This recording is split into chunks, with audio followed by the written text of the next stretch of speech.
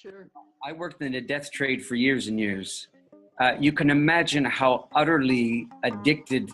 I mean, hope is the crack cocaine of the palliative care community, really. You know, every time I speak with you on the phone, you're very up to date on what's going on in the world. And I'm wondering how you stay informed and aware of the destruction and collapse and still keep your heart open. How do you keep yourself inspired, Andrew? First of all, thank you for saying that I am well up on things, because I think that's actually a responsibility of our time. So many people. What specific effects of climate change, habitat destruction, or human systems collapse are you imagining occurring that would affect you and your loved ones or your community? I mean, in many ways, I've been tracking habitat shifts throughout my lifetime. Just tracking in one area of Maine that I've gone to every summer since I was a child, tracking the loss of species in the ocean throughout my lifetime. It's been pretty radical in the last. And so I went to fill that gap, and this is a long way of saying that I think that you talking about this culture being suicidal is desperately important. So it's demanding urgent action. There should be red lights everywhere. Alarms that should be going off, but it seems people think it's not happening, or it's a joke, or it's a fantasy, or a delusion. I have no idea, but I'm concerned about that. Yeah, and that's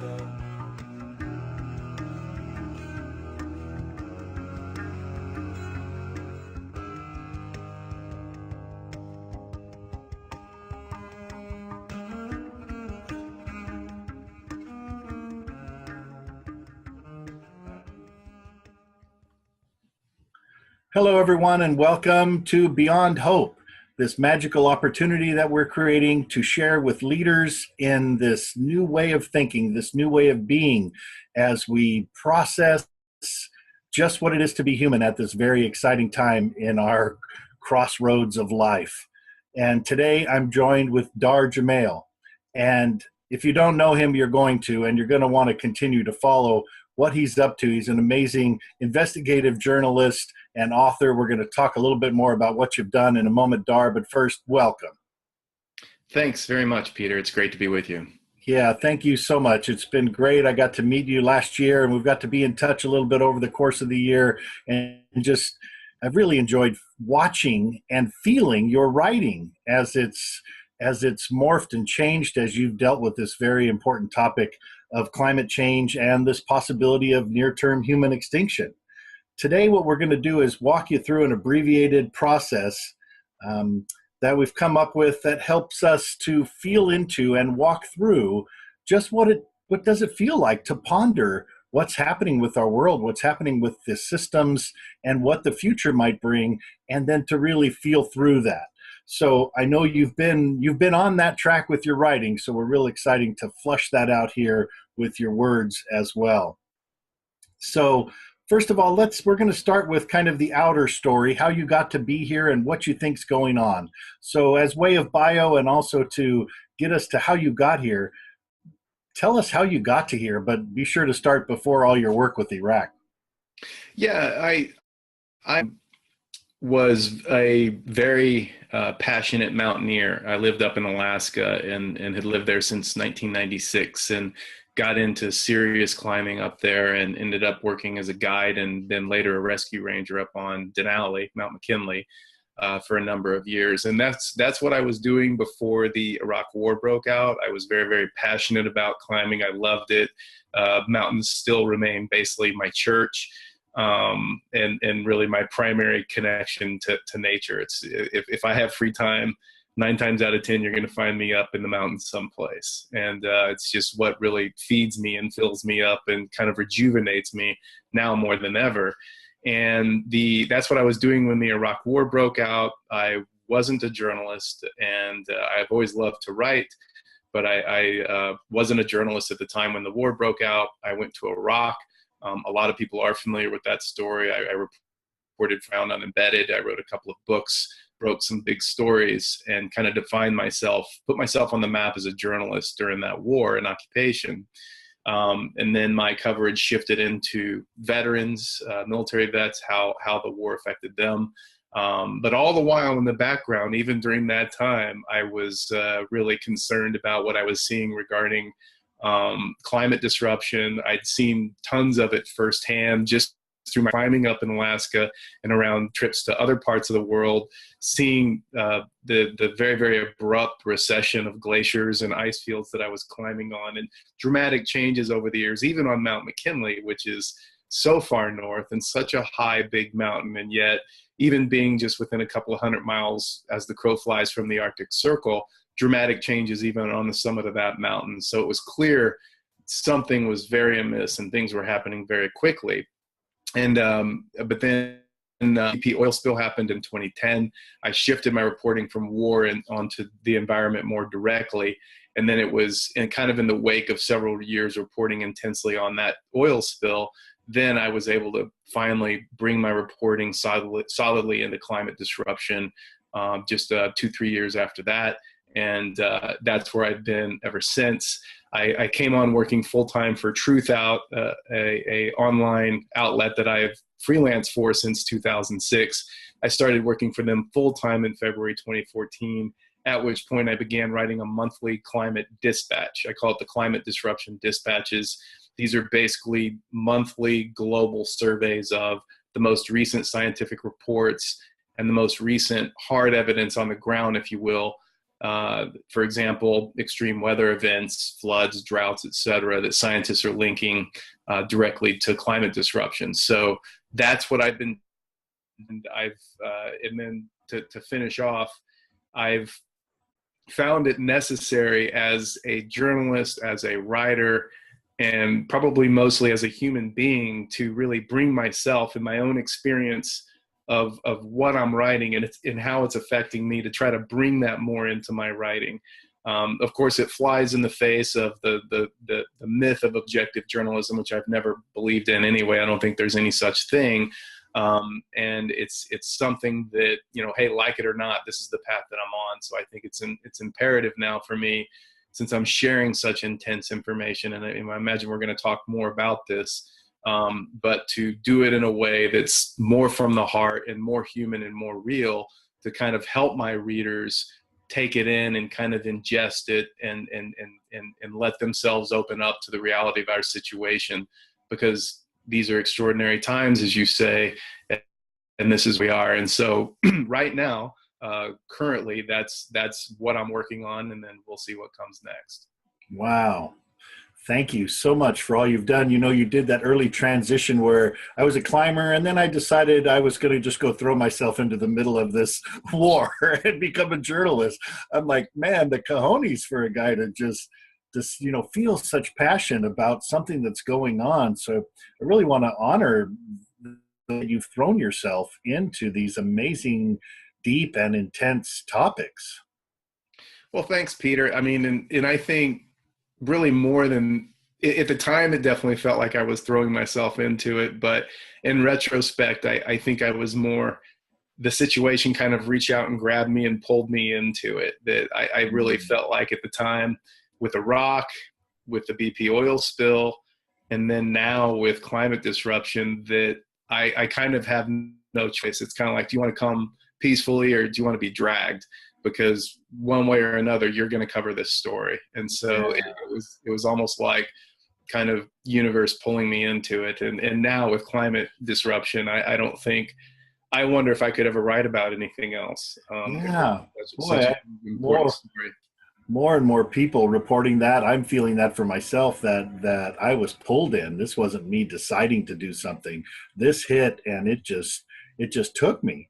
And more of our listeners and the folks that are tapping into this message are feeling that. And so a gratefulness for your leadership and your writing so that people could follow the journey with you, and a gratefulness that there's this passion that lives in so many of us to follow this track. And so thank you. And thank you for that amazing bio. It's so much better, I think, to have the person feel and speak than for some host to try to narrow it down to something. So thank you. So here we go. Yeah, exactly what you were saying. You did a perfect summary of how you got to here and some of the things that you're beginning to feel. And what we want to do here at this stage is to step that next level into that, which you've done a little bit or quite a bit in your writing, but want to hear you speak to, what do you see happening? What do we imagine could be this next window of 5, 10, 20 years? Yeah, big, intense question.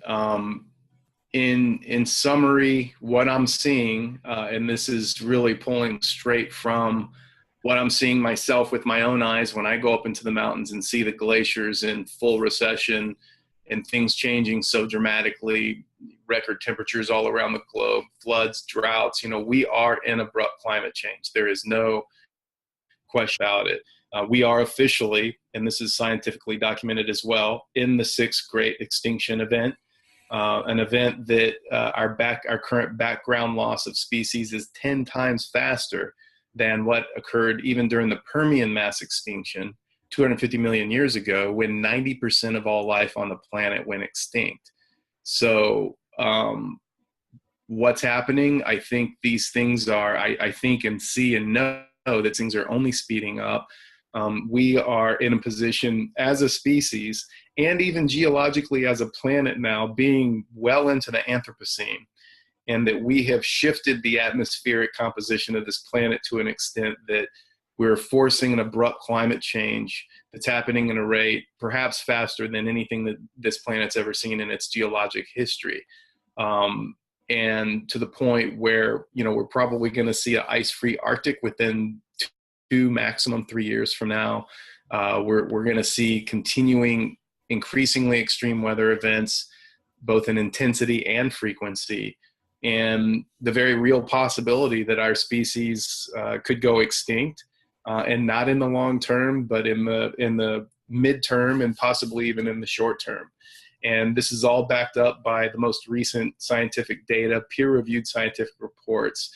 In fact, the report that just came out talking about our being in the 6th Great Extinction says even that humans are likely to be in the first wave of species to go extinct. And we are well underway in the first wave that's now been going on for well over 50 years.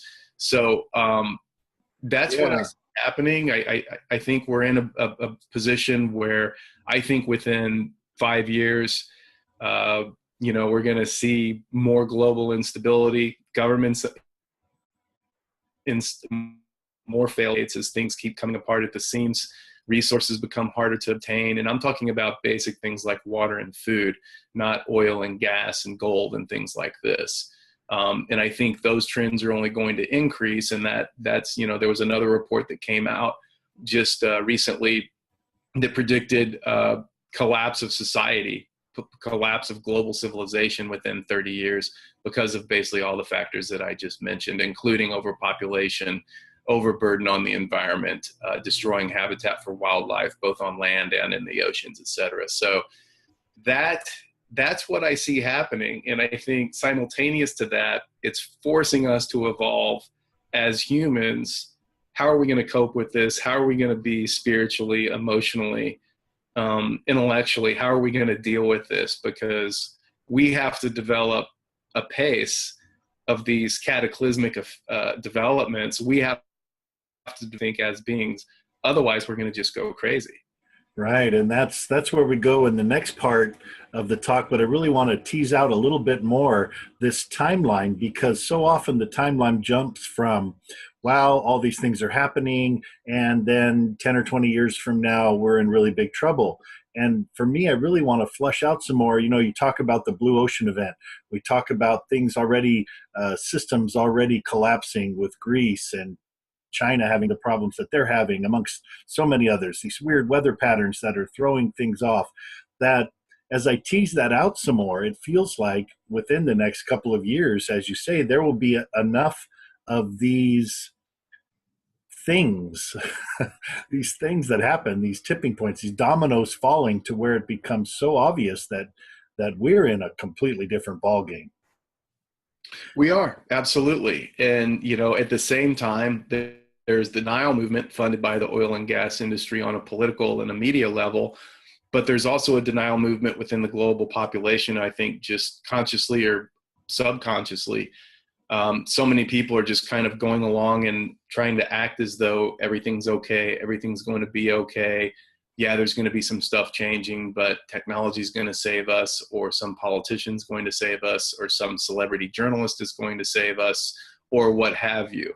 And the reality is that, yeah, this is literally a new era for the planet and for humans as a species. And you know, we've literally put ourselves out on a limb, and we're effectively chopping off that limb that attaches us to the thing that keeps us alive, nature.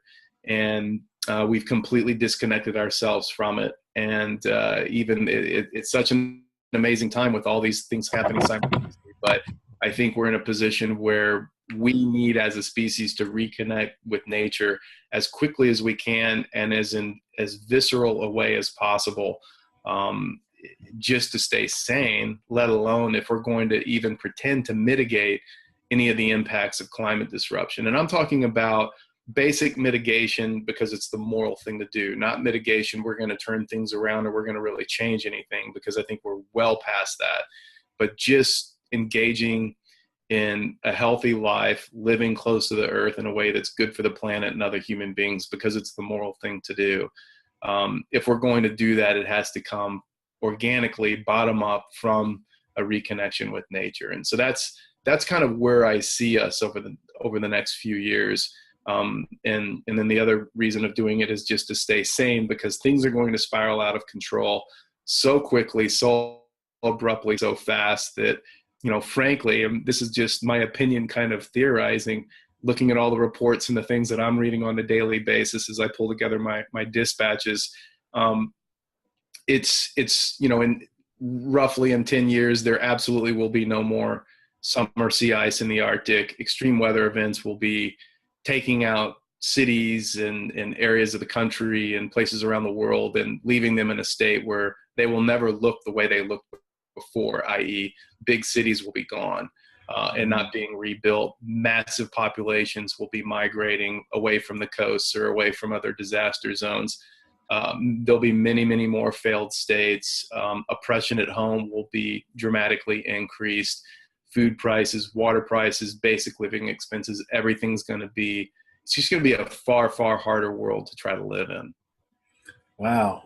Yes. Thank you. What a summary. And that's exactly what I was looking for from you there, was to dare to flush that out, because you talk about, you know, migration even, and people having to move from one place to another is just going to be a fascinating human process. And here we sit in this little window now of time where it hasn't quite happened yet, although it's happening everywhere. It hasn't happened to the main, whatever we want to call this. We're in this little fascinating window of, wow, we can actually talk about this. It hasn't quite happened, but we sense it very close. And that, to me, triggers this just amazing feeling of depth of human consciousness, and tapping into this wisdom greater than humanity, and this timeline greater than humanity, and this, wow, look at where we are.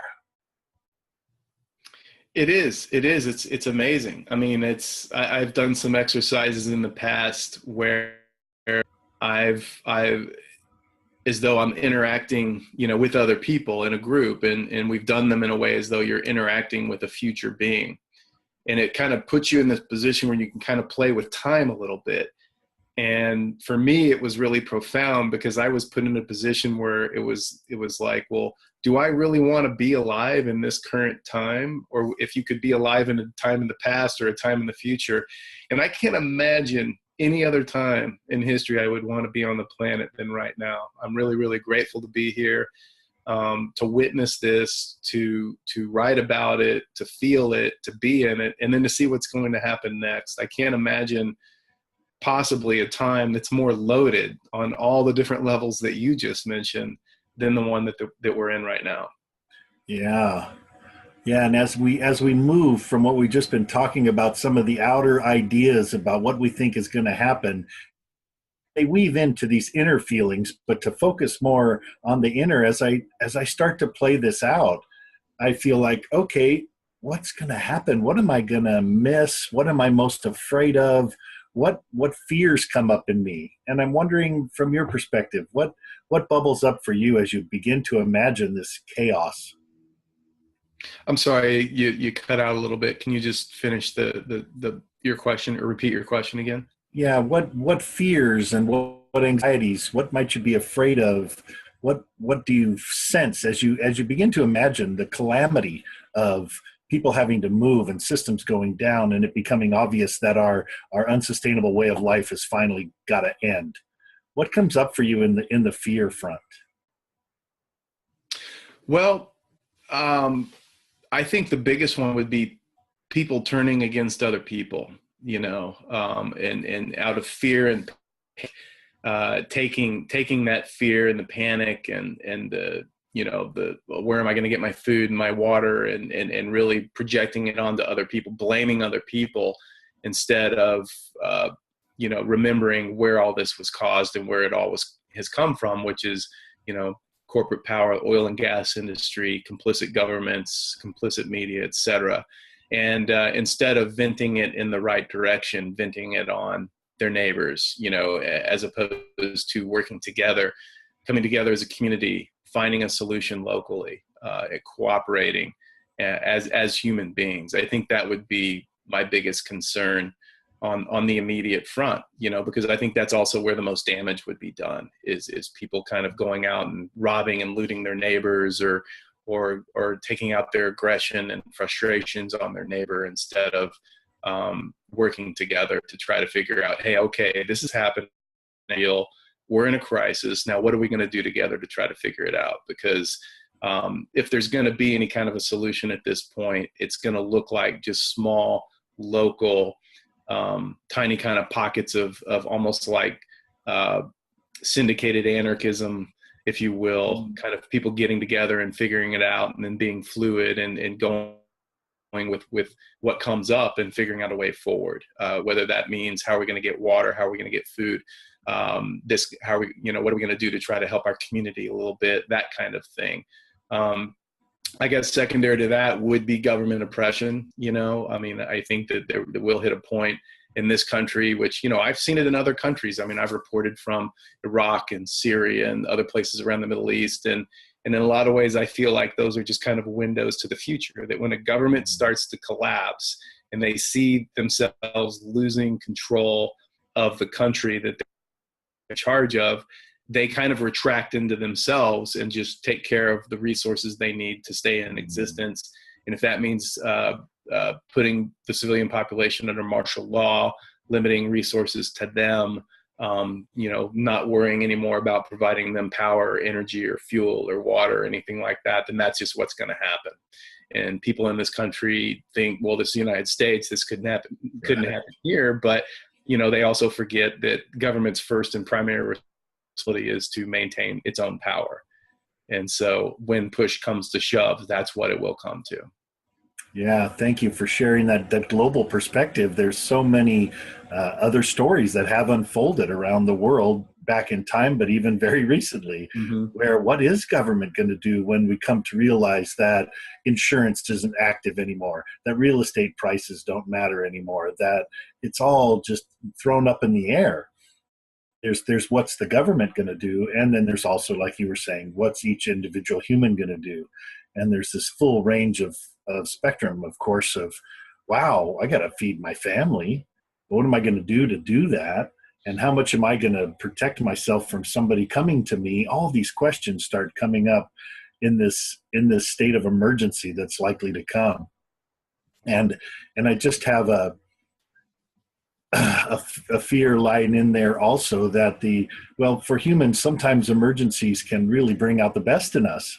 And of course, sometimes they don't.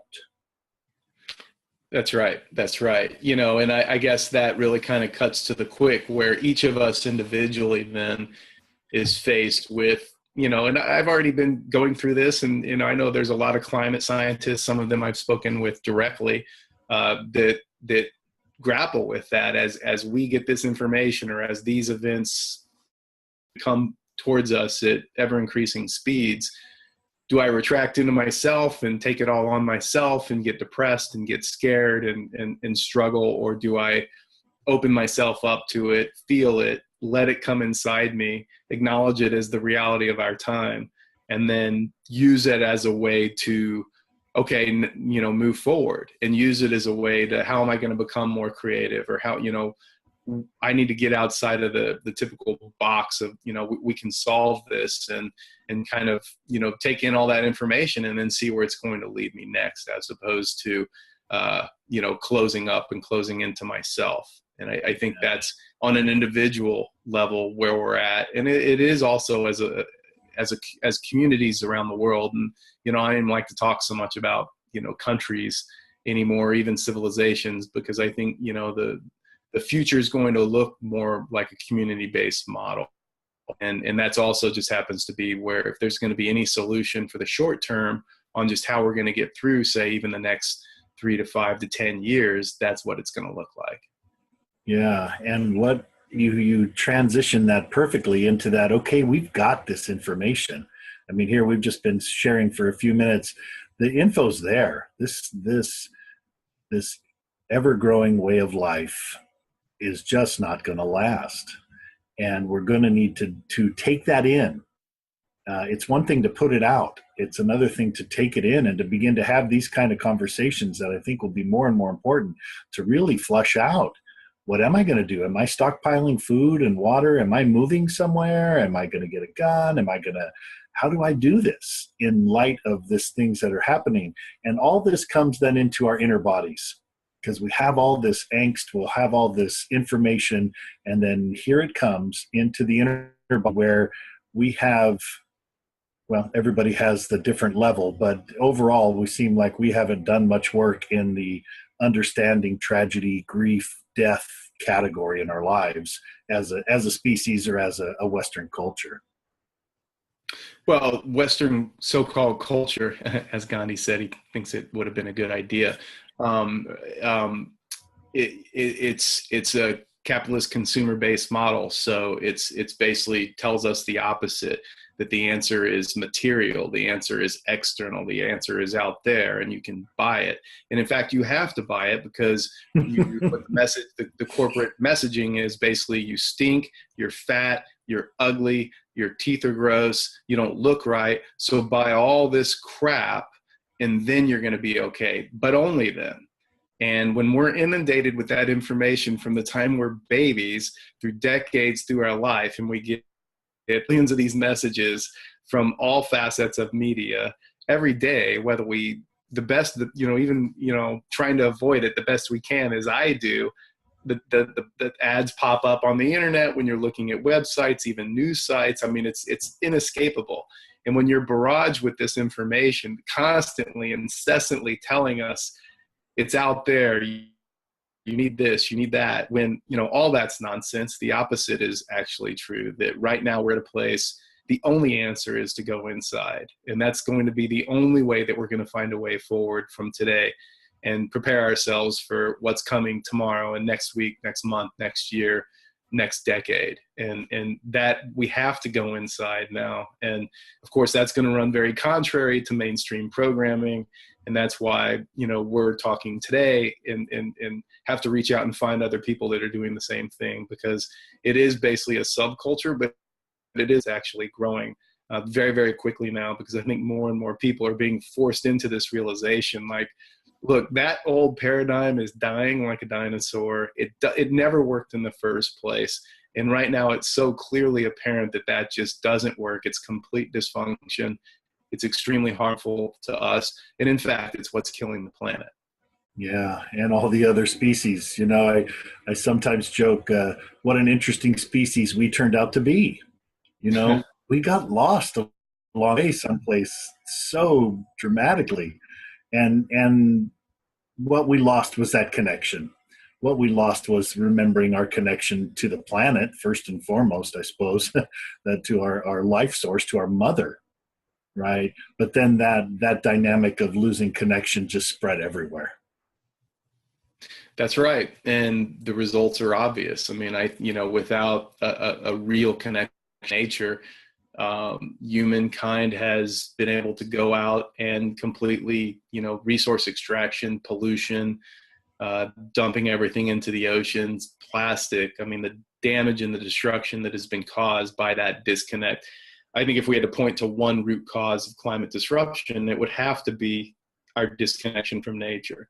Because as Derek Jensen has written about so eloquently, if I can just go turn on the tap for water, and that's my water source, and if I can just go down to the grocery store and get my food there, and that's my food source, then I'm not going to care as much as if I was in a situation where I had to go out to a stream on my land to get water. And if someone started to pollute that stream, I would fight that. I would take on that cause because I rely on that. Without that water, I'm not going to live.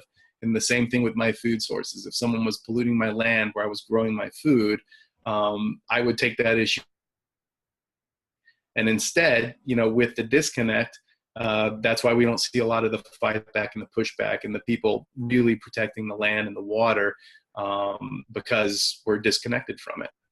Yeah, somebody else is going to take care of it has just become the feeling that underlies it, and of course is sold to us through our government and corporations is, we've got this, don't worry about it, right? Mm-hmm. While the whole time they had nothing, and we went merrily along thinking that it was taken care of, and we just got disconnected from everything, and here we find ourselves now saying, oh wait, what happened?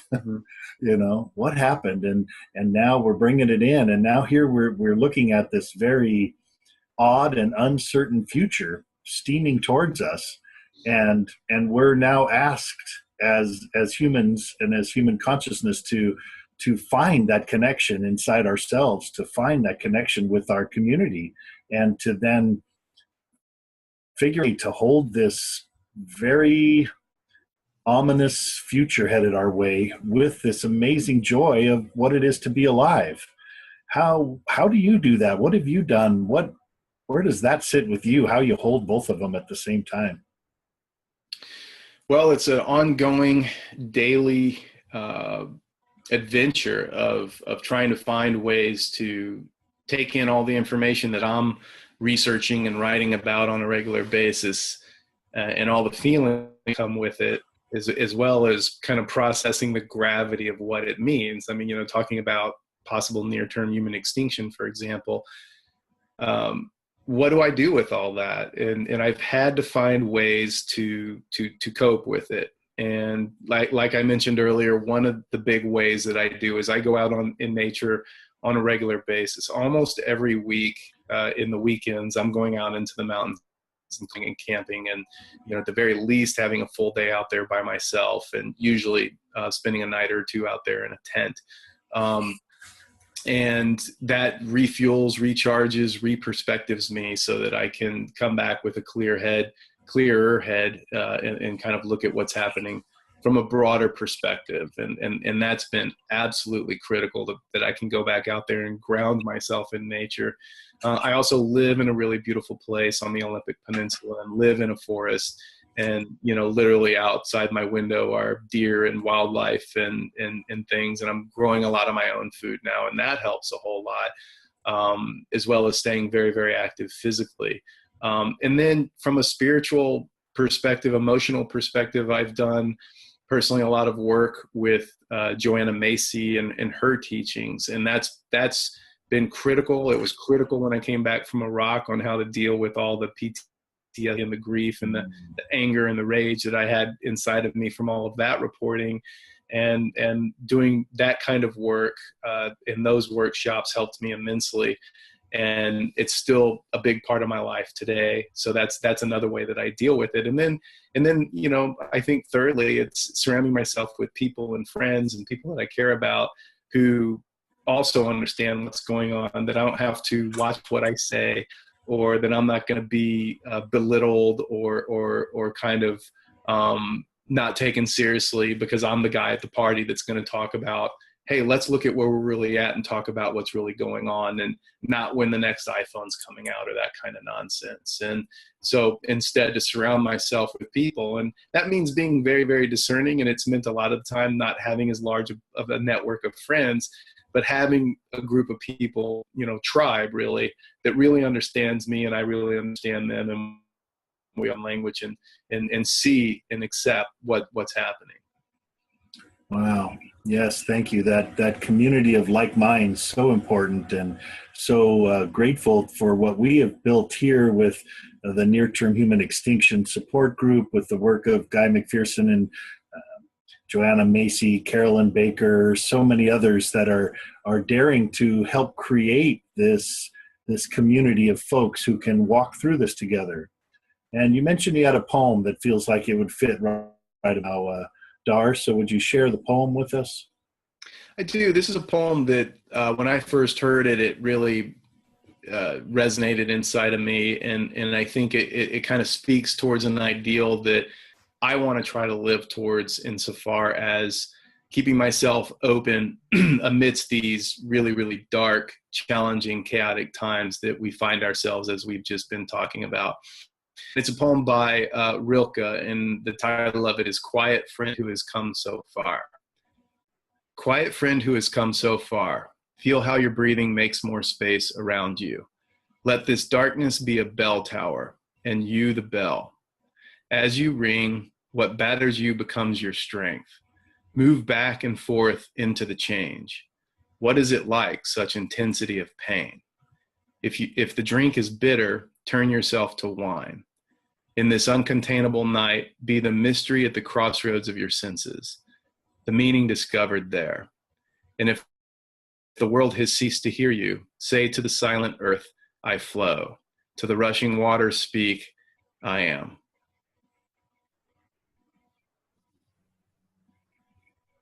Thank you. Yeah, that slowing down, that settling into who we are and where, and different perspectives of ways of seeing ourselves at this time.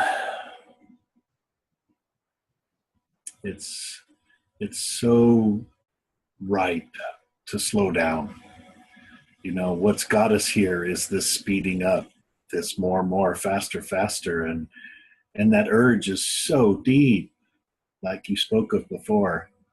Even like right now, I'm like, okay, what am I going to talk about now? You know, I hear this monkey in my brain going, okay, we've got this much time left and I have this much stuff I want to do, and there's this other question. And just daring to have the capacity to go, wait. You know, that's exactly it, because in what I found when I go out into the mountains, and a lot of the time, more and more, I'm going out by myself, even than with a climbing partner. And I used to even go out and bring a book, you know, so that when I'm in camp and I finish eating, cleaning, whatever, and I would read. And now I don't even bring a book on some of my trips anymore, because I need to just go out there and sit there and just look and feel and listen and just be out in nature and look at the mountains and look at the trees and look at the water and just sit there and just be with it, you know, because I think also that's, at the risk of sounding cliche, that's what the earth needs, and that's what we need. And go out there and listen and look. And it's another thing that Derek Jensen has written about, where, you know, so I think someone asked him what to do, and he suggested, go sit by the river. The river will tell you what to do. And I think maybe that's what's happening. Yeah, exactly. Human beings, you know, to tap that beingness, to tap that deeper of our place in history, of what is it to be alive right now? What is being called forth from us? What is what is? Yeah. You know, you mentioned Joanna Macy, and when we did the talk, our setup talk before this, we talked about that, and you said, oh, this is going to feel like being in a Joanna Macy seminar or some workshop where we're just sitting in a circle, daring to have these deep questions and daring to have set aside the time to talk with them. Would you share a little more about what Joanna Macy's work has done for you? Well, she's a master at setting up boundaries and parameters for small groups of people who come together. Usually it's artists who are seeing what's happening in the world and feeling the profound grief. And then, anyone on an individual basis can only do that for so long before we need someone else. We need someone else to share it with. We need someone else to go through it with. And she's a master at setting up these gathering these types of people together.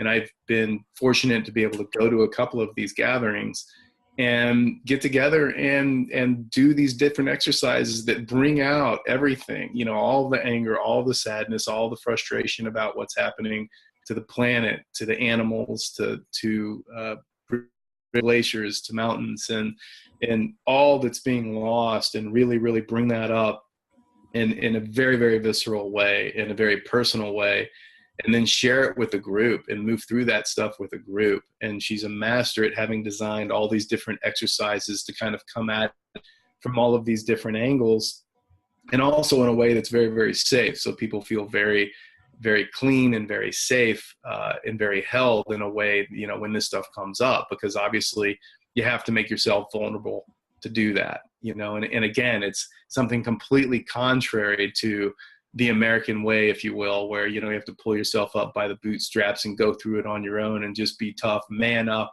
this kind of nonsense, when in reality is, I've learned, and a lot of it's been through the work that I just talked about, that manning up is actually the weaker way. That's kind of what someone who's ill-equipped to deal with the reality of the situation. And what I've done in the past, when I was ill-equipped and inept at dealing with stuff the right way, that the truly strong person is going to step up and have the emotions and feel them, and then go through them and let your heart be broken open. And in that way, it actually expands your capacity to hold what's happening, and then go out and actually still continue to do effective work.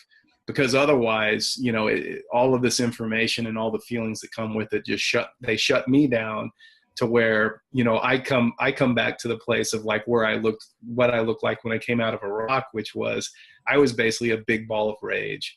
I had PTSD. I think people are getting PTSD from the climate disruption, whether they admit it or not. I think it's happening on a global scale. I think it's impacting all of us.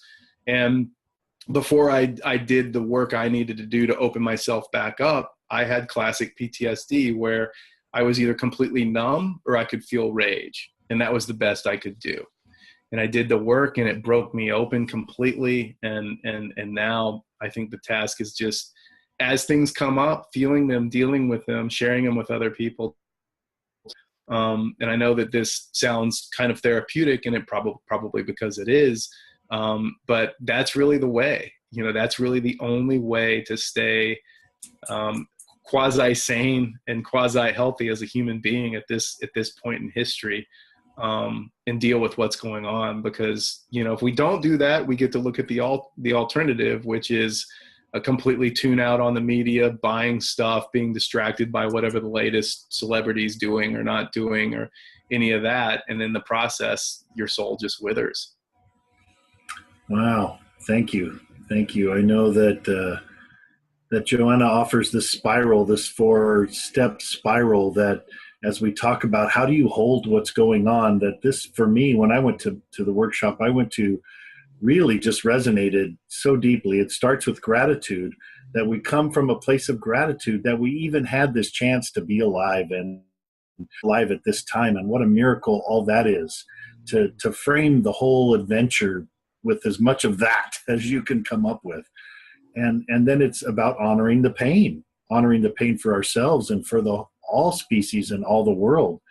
You just spoke about that, to actually slow down enough to feel the pain of what we're doing to all the other species. That's right.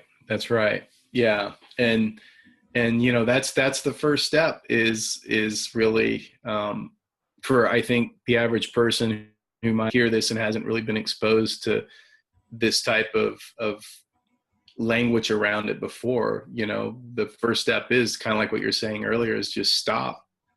Because everything's about speed now and distraction and keeping every second of our lives filled with something. And the reality is the opposite. Stop, take a breath. What's happening? How does that feel? What's going inside my body. Again, it's the antithesis of what corporate consumer culture has programmed us to do. It's unplug, stop, breathe. What's happening? How do I feel about it? How is this affecting other people? How's it affecting other species? And then what does that bring up? Right. And then to be able to have the time to sit with what that brings up, and more than just feeling the pain, honoring the pain, knowing that what pain does is points us to what's most important, points us to where that feeling is so strong. We grieve something that we've lost because we loved it, and so pain and grief are always pointing to something we love, even death, pointing to something that we love. And the next step for Joanna is this seeing with new eyes, is opening yourself up to this realization that with gratitude and with honoring the pain, I can to be more than I thought I was, more than this consumer robot that we've been programmed to be, more than someone who has to fill every second, but someone who can be with himself and be with others and give themselves the time, the connection, back to the connection, right? That's what comes with the connection, I think, or where the connection can really come from, is this seeing with new eyes, realizing that we've always been connected. That's right. That's right. And in that way, our capacity to then understand what it is we might want to do or feel drawn to do next only then can it start to be realized, because and in that way we're actually expanded by having our hearts broken open by what's happening, and only then can we really even see what we might feel drawn to do, and for that, until that happens, it's business as usual. We're going to keep going on the path that we were on. And my experience of having gone through that process is it literally was like climbing up to a new height on a mountain, that all of a sudden I can see stuff that I couldn't see until I got up to that new place. Yeah, exactly. It's taking the blinders off. It's getting to a new height to where you can look down and see what's really going on. Notice the landscape of our lives and feel that pain and find that passion that comes behind there. And fourth step, what you alluded to, the going forth. Who do I become now that I've gotten to this place and seen these new things and given myself the time to break my heart open? Who do I become amidst that? How do I want it to be for myself? And this is where the title of her book, Active Hope, really was the other main thing I took from the workshop. Is hope doesn't have to have this bad feeling about it. It just needs to be reframed. And the way she reframed active hope, I thought was just so great, that it's finding this passion inside that says, this is how I want it to be, and I'm going to put the power and the weight of my beingness behind that path, regardless of whether it's going to happen or not, because we don't get to know. Right. And that I'm really glad that you took it to that place of uncertainty, because none of us knows what's going to happen next. We know the physical things that you and I discussed at the beginning of this conversation, but we don't know what's going to happen. We don't know how much longer we have. We don't know what the next huge events on the planet are going to be. And there is no way of knowing. And in that place of uncertainty, it is kind of a positive anarchy, in that what chaos entails, and anarchy to an extent also, of all things are possible. There's all these possibilities and they're all on the table, and we don't know what's going to happen. So it is a time that's really pregnant with possibility. Yeah, and that we can be strengthened by the uncertainty is one of the chapter titles for Joanna. And because we are in this place, I read in one of your other articles where you quoted her as saying, we're in this place where the future is uncertain. For really maybe the first time in modern human, we just don't imagine that the next couple hundred years is just going to go ahead and be all right. That we have to literally swallow this uncertainty. Right. I think she referred to that. It's the greatest psychological reality of our time. Yes. Is that uncertainty that, we don't know. We don't know if we'll even be here in 100 years. years, let alone 200 years. We don't know. We don't know if there'll even be food to eat in 20 years. I mean, all these things, we don't know. And that it entails everything. And that necessitates that we open ourselves up in a way as human beings, in a way that we haven't ever done. I mean, and Carl Jung, I think back in the early 60s said, if humans don't attain a complete new consciousness within 50 years, they will go extinct. Well, we're just about at 50 years. And here we are talking about how that is of absolute necessity at this point, just to stay sane. Not even talk about if we will continue on as a species, who knows, but just to kind of stay on a sane and maintain a sane place and maintain some sort of a psychological equilibrium. I mean, it's mandatory at this point. Yeah. So the part of the active hope that I want to explore with you now in some of our last few minutes, how do you want it to be? If you could dream up how it goes from here, how would you want that? I talked about it a little bit earlier. I think, again, on a local level, I won't speak to anything bigger than that, because I don't think it's even worth speaking to. And again, just to be efficient, that's not out of taking shots at governments or anything like that. But I think we don't have time to go there anymore. That I think the only thing that makes sense is, okay, what are we going to do in our own camp? There's a giant storm hitting the mountain. As a climber, I'm going to use the mountain analogy. And there's camps up and down the mountain. And when a serious storm is hitting you, how are your walls? How are your people taken care of? What do you need to do? And only when we get our own camps in order, am I living my life the right way? Am I living close enough to the planet? Do the people I care about know that I love them? What am I doing to take care of them? What are they doing to take care of me? How are we working together? And then if our camp gets squared away, and then if we're able, maybe then we can help the neighbor camp and make sure that they're okay. But I think that that's where we're at. And I think all answers at this point are going to come on a community level, finding our tribe, dropping roots with them, making sure that we're taking care of ourselves. And consequently, that's also going to be what's best for the planet, because it means we're not, running around emitting huge amounts of carbon. We're not going around consuming a lot. We're staying close, and we're taking care of where we are in the land that's right in our immediate vicinity. And I think that is the best case scenario, realistically, that any of us could hope for at this late stage of the game. Thank you.